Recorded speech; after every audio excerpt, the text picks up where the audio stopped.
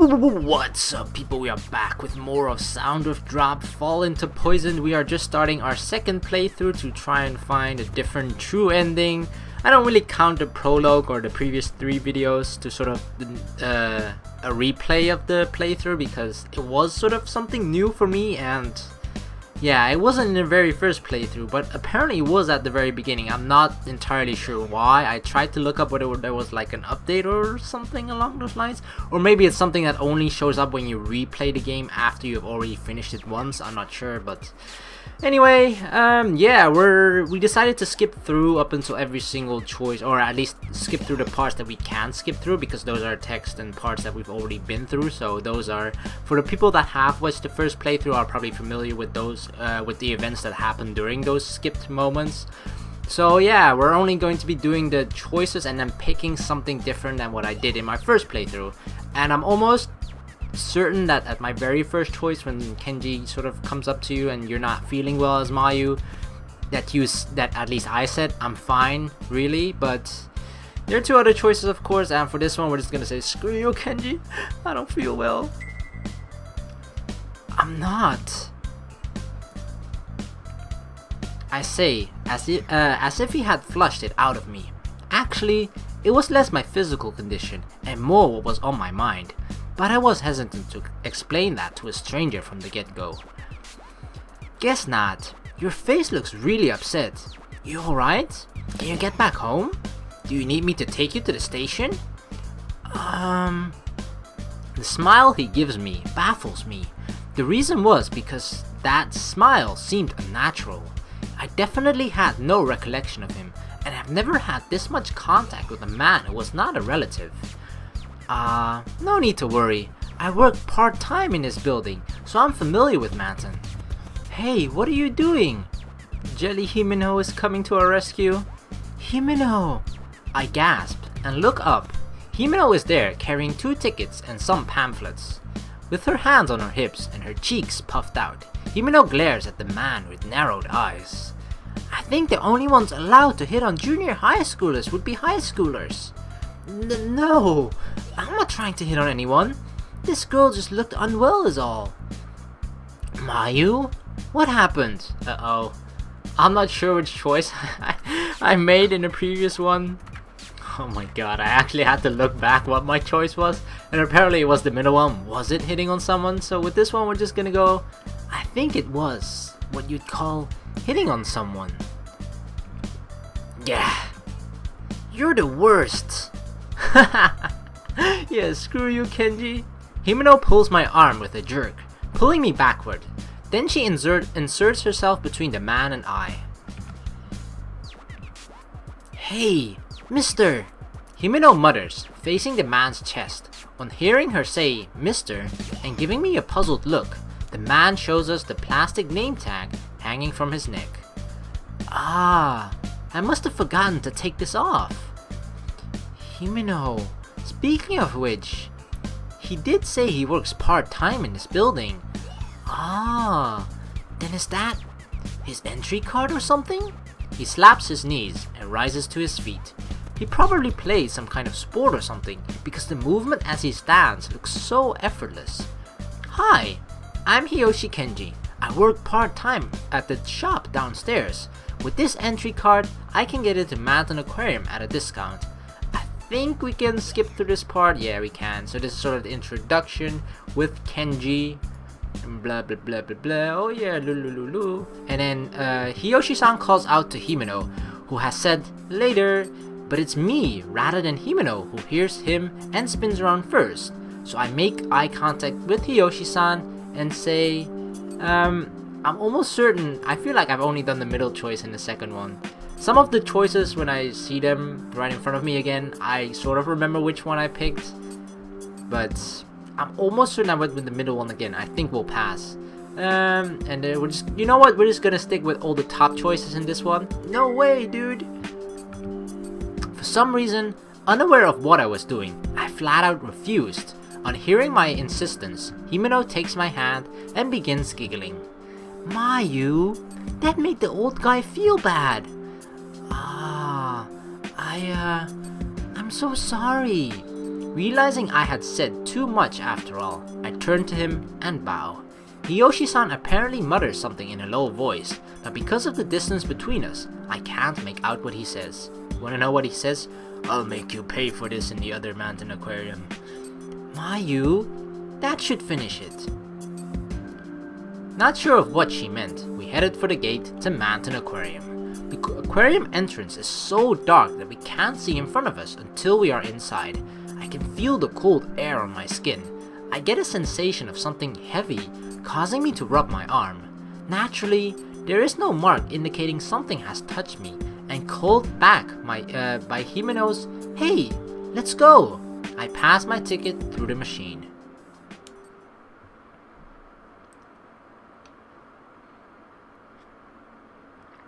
I can imagine that this must be your sort of really strange and different way of doing things, especially if you haven't watched my first playthrough at all, because then you'll just be confused by all the skip parts. But I couldn't really think of a better way of doing this, because I think all the events that are leading up to the different true endings that you can get are also very important. Because, for example, I flipped through the CG images.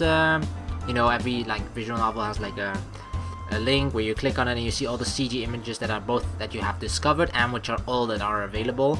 And there's still a lot that we haven't discovered, so that means new scenarios and whatnot either. So that really depends on all the choices that you make. So I mean, sure, at the very beginning it probably doesn't make much of a difference yet, but maybe I should just actually skip through all of this. I don't know. We can skip through this one for sure.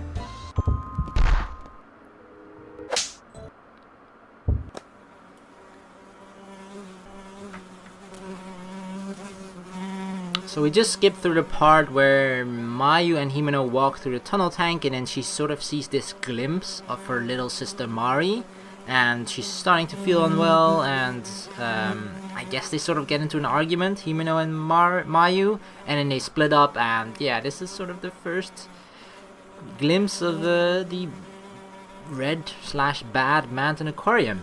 So this is the part where you see those rotten fish, and then oh god, something was creeping up from the pit of my stomach. In the previous one, I think I did I'll endure it, so in this one we can't take it, we're just gonna puke all over the fishes. I throw up everything that had welled up inside me. It doesn't at all come up at once, taking 2-3 times of convulsing to get all of the vomit out. It was disgusting. Still, even more disgusting was the fact that the insects had gathered around my vomit as if it were a feast. Oh, they're like, yes, we're having good dinner tonight. But that's what the insects are thinking. What in the world was happening? Why did I have to relive these memories? I can't figure out the answer to my doubts. Not at all. Alright, and this is the very first red choice which could possibly give us a bad ending, and I kind of had to look back again whether or not I discovered the first bad ending, and we actually didn't. I went with the choice going back is dangerous. I can't do anything by stopping here. I have to press on. So I'm almost 99.5% certain that if we choose the option I feel worried about Himeno all of a sudden, I'll go back. If we choose that one, we're gonna get the very first bad ending that we haven't discovered yet. So a lot of that I'm going to be doing throughout my second playthrough is trying to discover a lot of the bad endings that I've missed as well as trying to find another true ending at the very end. I feel worried about Himeno all of a sudden. I'll go back. Upon thinking whether or not it's alright for me to just enjoy something so pretty, I reach for the door behind me. Even though we fought, Himeno and I are friends.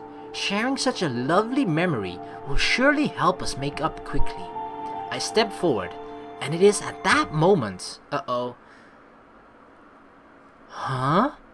I open the door and step through, there is no Fish of the World booth. Before I can even rationalize the scene before me, I'm pulled in by some sort of swell. Oh gosh. Ugh. Trying to figure out what's wrong, I realize I'm having trouble getting air. I really want air, so I pause for breath. My mouth fills with a fishy stench. Brine. Seawater. I know from the salty taste that I've swallowed seawater. The reason I can't breathe. is because all around me is ocean water. I understand that I am in the ocean, devoid of light, and no sound, in the darkness. Wondering why, I move my limbs. At this rate, I will drown. It hasn't been more than a minute since I got pulled under the sea. Under the sea. How many seconds have passed at this point? No, that isn't it. I have to get above water. However, up to this point there has been no light overhead, and I'm forced into an inevitable battle with my despair. I frantically endure my suffocation, swimming higher and higher. Suddenly being thrown into the water hasn't thrown off my sense of up or down, as the desire to live serves as an instinct to guide me upward. I still can't see, but I'm alright. Just like that, I seem to have answered my own question. I can feel the clothes I'm wearing become heavy. However, if I have time to shed my clothes, then I have time to continue upwards. My thinking is that alone. I've heard that there is high pressure in a deep part of the ocean that crushes any living thing, but my body is completely fine. That means where I am at the moment shouldn't be that deep. If I swim hard enough, I should make it. I just have to hit the surface and take a deep breath. How many seconds have passed at this point? I have no sense of time whatsoever in this darkness. Even so, I know that some time has passed since I was thrown into the ocean. A minute probably passed a while ago. Here, my consciousness has begun to fade. Immediately after, I see the darkness of death. A small light illuminates the tip of my nose. Oh no, the drowning sequence again. Because I have been swimming so frantically, I haven't noticed, but it seems as though I have gone up quite a ways. It will all be alright. The surface is close.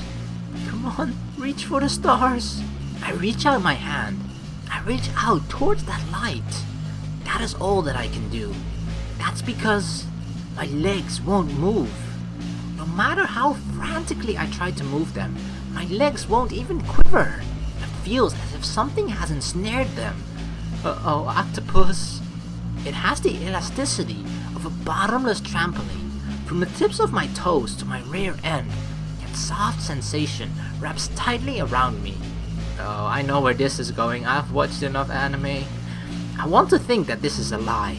No, I have actually decided I will not believe it. That a giant octopus has wrapped itself around my legs. Its gum-like suckers are the size of the palm of my hand, and I can't even imagine how large its entire body is. Come on, swim towards the top.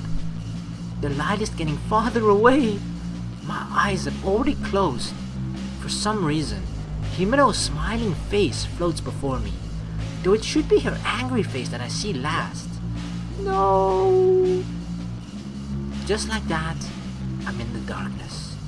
As much as it had tightened up, my legs have lost all feeling.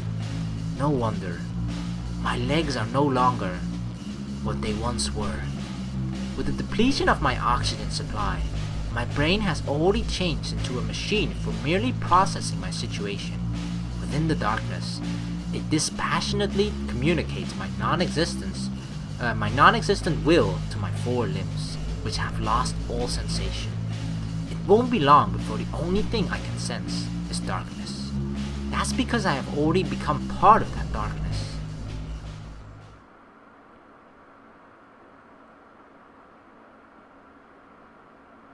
Dang, into the silent abyss. So that was the first bad ending. The silent abyss. Aww, it would kind of be funny if you saw like tentacles pulling at Mayu's feet there. In that bad ending screen. Alright, so we chose the different option in the other one. Now I know for sure. I've already done the bad ending of this one, which would be I have no choice but to run straight through, and then the jellyfish sort of sting us and we die. But yeah, this one is the right choice in this situation, so we're gonna skip right through this. Hiyoshi-san saves us, and then we have the option of which Hiyoshi-san, doesn't matter. Let's go with the upper one, and then we can skip through this as well. Oh gosh. Alright, so these are the choices which will lead to 2 other bad endings eventually, which I've already gone through as well, so I'm just gonna pick the right options here, which is please wait, I'll go, and then we can skip through this. And then this is the part where there's suddenly like a cutlass fish there, and when we walk towards it, it slices off our heads, and we get decapitated, which gives us the bad endings, decapitation 1 and 2. We should get a better look. That's the one to get through this one. And then skip. Oh yeah, he's gonna go crazy. Holy crap. Oh. Holy crap. This is the part where Kenji sort of goes crazy, but I think after our first playthrough we sort of know that he's being possessed by someone else. I'm not entirely sure whether it's that crazy woman whose name I've already forgotten who killed the director, or it's the director herself, or just another soul that is stuck here in this Manten Aquarium that has taken over his body or something. But either way, these are 3 choices and I can't really remember which one I picked. I think I call out frantically, so we're gonna go with one of the 2 other ones, and maybe we'll get a bad ending, because it seems like this situation could give us a lot of different possibilities for bad endings. So we're gonna kick about frantically. Wait, we can skip here? Really? So if I chose kick about frantically, we get through it immediately. Although if I remember correctly, what if we do this one? Shake off his right hand. I have to get his hand loose. As I try to loosen the hand, clutching my leg, he frantically pushes me off, as if pushing against a rock. His hand remains unperturbed. No way! Even giving those words form can't change reality. No good. Yeah! As he lets out a groan, Hiyoshi-san's left hand reaches for me. His movements are slow, but his fingers are moving in my direction. Hurry! I have to hurry and get him off of me! As before, Hiyoshi-san's hand won't move. It has an uncanny strength. Oh, do we have to like zoom in closer to his scary face? Even trying to loosen his fingers one by one, my strength is no match for his. What should I do? Then I realize I'm concentrating too hard on my left leg. He has latched onto my right leg with that same strength. What? Having grabbed onto both of my legs, I have no room to put up a fight, and I'm pulled in closer to him. His bloodshot face appears right before my eyes. His pupils are split in opposite directions, much like a fish's eyes. So, very well. You all will. What comes from Hiyoshi-san's mouth are not words. Without realizing, I've stopped listening to him. Ow! He is definitely splitting apart my legs with all his strength. An intense pain shoots through me as if my legs being torn off at the hip. Even as I try to escape, my legs will not move at all. On account of him lifting me by my legs, my torso goes limp, as if hanging in midair. No! Hiyoshi-san! The stench is... Ruka? Miki? Either one is fine! Oh... My words suddenly no longer reach him. Who is Miki or Ruka? But that is for the best.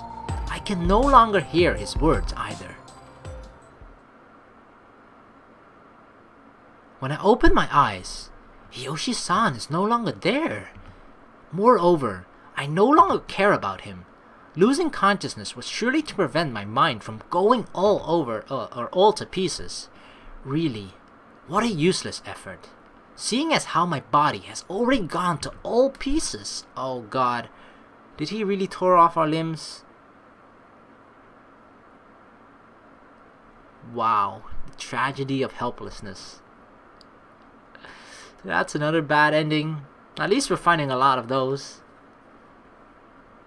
Alright, so when we went to shake off his right hand, we actually got a bad ending. I know for sure that if you do call out frantically, then you skip through this because I already did it, and then I think even so call his name, you get another one of these decisions, and with one of them you actually escape, which is what I've done, and then 2 others might give you a different bad ending. I'm not entirely sure. He's gonna kick about frantically. Oh no. That gives us the good ending. God damn it. So then we continued kicking about frantically to escape, and then even so call his name. I think we did this one too though. Shinji, Kenji, Kanji, Kenji. Kenji-san! Having been called by his name, the hand reaching towards me slowly lowers. Though the hand clutching my leg does not loosen, it is correct to say that he has stopped. Kenji-san, it's alright now. I'm looking right at you. Huh? For some time, the serene period continues to permeate my entire being. Unable to relieve the tension, I stare at the suspended Hiyoshi-san.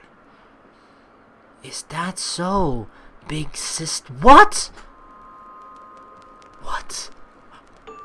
Oh no! Goosebumps. Mari? Suddenly the voice passes through my brain, piercing the silence. Then it just as suddenly cuts off. What? That you, Mayu-chan? Kenji-san? Huh? Just now. For a second. Mari's voice. I started to say, then shut my mouth. I get the feeling that her voice was reverberated down this passageway, but Mari is nowhere in sight. Maybe it's just an auditory hallucination like the one from when we came in. A refreshed expression appears on Hiyoshi-san's face, as if a demon has been expelled from his body. Mayu-chan, what on earth? You don't remember anything? Don't remember? Remember what? Nothing. You just acted funny for a bit. Yeah, funny. Tried to kill us, split open our legs, tore it off, and whatnot. Sure, I'd call that funny. Relieved that his voice has returned to normal, I tell him what happened over the last several minutes. Of course, I take the edge off of some of the frightening things Hiyoshi-san has blurted out. It isn't that I don't still feel wary about him, but at any rate what had happened wasn't the norm. I come to an agreement with myself that the version of him I had saved is a separate person. Wow, so this is something that didn't happen in my very first playthrough, where you actually save or just expel the demon or whatever has taken over Kenji and you sort of save him, because the way that we escaped him in my first playthrough was that you just kick him and keep kicking, and then you eventually get loose and then you just run away, and then you have no idea throughout the rest of the game where Kenji is. But apparently here you just, I don't know, you say the right thing and then bam, the demon's like, big sister, which I don't know if it was actually Mari or Mari was there or whatever the hell happened, but Kenji seems to be fine, so yeah. What are you saying? Anyway, sorry wouldn't be enough. Mayu-chan, I've hurt you, haven't I? Well, I'm sorry. I really am so sorry. All I can do now is apologize. No, that's not... Could you let go of my leg? Aw, pervert, he's still holding onto our leg? Huh? Oh, sorry. I completely forgot. Arching his eyebrows upward, Hiyoshi-san releases my leg. He probably stayed unaware of it because of concentrating on what I was telling him he had done. I had thought of him as a light-hearted person, but he is definitely earnestly taking in what he had done.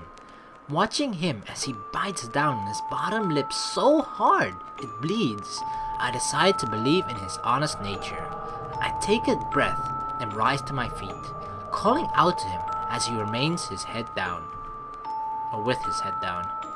Are you alright now? My body still feels stiff. Do you think you can stand? Somehow. Yeah. Ugh. Resting his hands on his knees, he pulls his large body up. Up. Huh? Again? Gah! A girl's voice echoes in my mind. A voice that whispered to me here in this aquarium. My little sister's voice. Almost in time with my frustration, Hiyoshi-san grimaces once again. Crap. my head. Hiyoshi-san, I have no time to worry about Mari. Having stood up almost halfway, Hiyoshi-san crumples as if his strings had been cut, tumbling to the floor of the passageway. I rush over to him, grabbing him by the shoulders instinctively. Don't worry. Huh? It's not unthinkable that I might revert to the way I was earlier, right? If I do, leave me. Go on. But you don't need to worry. I'll be fine. Crawling across the floor, Hiyoshi-san rests himself against the wall. Gripping his head with one large hand, he turns to me with a pained expression. He is sweating profusely and struggling for air, taking deep breaths. Despite the state he is in, the corners of his mouth twitch up with a ha-ha. Aren't you going to look for your friend? I'll follow you later on, so just go. But, go! His bellow drowns out even my own breathing, reverberating down the passageway. For some time after he closes his mouth, the air seems to quiver. However, I do not find him or his sudden outburst frightening. Hiyoshi-san, it hurts that I caused you pain, Mayu-chan. You don't need to worry. If I rest a bit, I'll be fine. So, I understand. Are you sure? On my own, it's been nothing but frightening experiences. As he closes his eyes, he gives me a thumbs up. His haggard breathing continues as he deals with his own impending madness. He's trying to tough it out so he doesn't hurt me again, creating puddles of sweat on the floor. He is seriously worried about me. Therefore, I also need to trust in him. No matter how many times I want to look back, I fight off the impulse, and at a quick pace I'm not used to, I put the passageway behind me. So we leave Kenji Hiyoshi-san behind after all. As soon as the door is between us, I put my ear against it and listen to the sounds in the passageway I just left. However, it is only my own violent pulse and not Hiyoshi-san's breathing that I can hear. He was in a strange state. My mother had once had a high fever, but Hiyoshi-san seemed like he was suffering even more than that. In spite of the circumstances, he had pushed me to go. Since I was worried about Himeno, he was giving my situation priority. I'll come back, no matter what, I muttered to no one in particular. That's right. This is... Oh, we remember this part. So this is a part that we can skip through, but I'm not sure how long the video is, but I'm gonna end things here. So we can already see a little bit of part where the story starts to change because of especially just the part with the Kenji, because now we've actually sort of reverted him back to normal, but he seems to be suffering from what almost everyone else that has died or eventually died either here at the aquarium or when they've managed to escape from the Red Manten Aquarium, is the part that they're just feeling like they're drowning or whatever, or something is pulling them down, or like it's hard to describe in one sentence or one word because it's so many different things, but it just feels like they're somehow being placed in the ocean even though everything around them doesn't look like it. So they're just sort of, I don't know, either in an alternate dimension where in reality they are in the ocean, which is why they're dying, but everything around them just looks like they aren't. So yeah, obviously that is, despite the fact that we finished the story once, there are still so many parts that is just so unclear as to why, the reasoning for why everything is happening behind here. Like, sure, we found out that the fact that the director was sort of, the fact that he died and his madness, the fact that he's unable to move on, sort of created this alternate Red Manten Aquarium, and every other dying fish that sort of happened after that because of the crazy woman sort of stayed back there as well and remained as sort of not demon souls, but just like souls that are unable to move on, and therefore are just sort of raging around them, killing everyone, sort of. But yeah, I'm not sure how interesting this is to watch, considering it's sort of repeating a lot of the old stuff as well. But I think because of the beginning, it probably doesn't deviate that much. But I think later on, especially, there will be a lot of differences. So this particular video might not be, you might not sense that big of a difference just yet, but I think later on, I could be wrong about that, but I think later on you'll start to see a lot of difference, and probably a lot of less skipped parts as well. So yeah, we did manage to find 2 new bad endings, however, so we're making some progress at least, because hold on. The goal is, of course, to fill up everything here in this screen. At least that's my goal, to show all of you all the 4 true endings as well as all the bad endings. Into the Silent Abyss, as well as the Tragedy of Helplessness were 2 that we've discovered in this particular video. So yeah, whenever we do have the option, we're gonna try and explore the other bad endings. And yeah, that's just basically it. Yeah, I apologize if this video wasn't really that interesting or no new content or whatever, but I can't guarantee it, although I do want to. But I'm hoping at least that in the next couple of videos we'll start to see a lot of new things that we haven't explored yet in this Manten Aquarium. So yeah, I want to thank you all so very much for watching. Please like and subscribe for more, and I will see you in the next video of Sound of Drop Fall into Poison. Peace!